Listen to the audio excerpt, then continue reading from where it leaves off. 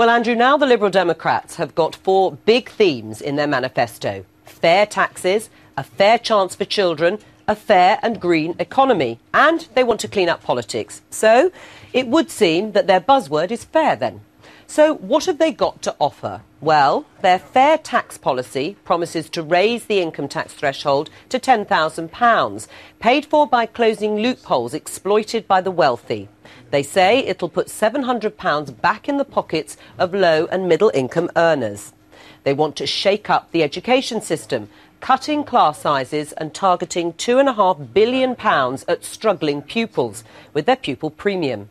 Like the Conservatives, they also want you to have the power to sack your MP. And on the economy, they want to reform the banks, separating investment and high street operations, something Vince Cable has been talking about for a while. And they claim they'll be honest about the tough choices to cut the deficit. But it's not all promises of how your life would be better under the Liberal Democrats. They haven't ruled out tax rises to cut the deficit. They say, we will seek to eliminate the deficit through spending cuts, but if, in order to protect fairness, sufficient cuts could not be found, tax rises would be as a last resort. But they claim all their promises are fully costed and have provided, helpfully, tables in the back of their manifesto to prove their point. Let's hear what Nick Clegg has had to say this morning.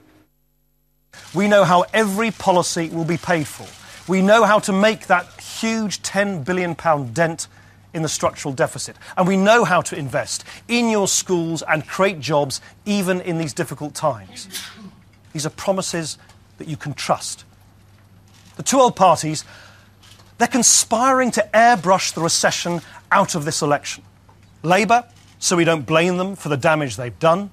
The Conservatives, so they don't have to come clean about the cuts and the tax rises they're planning.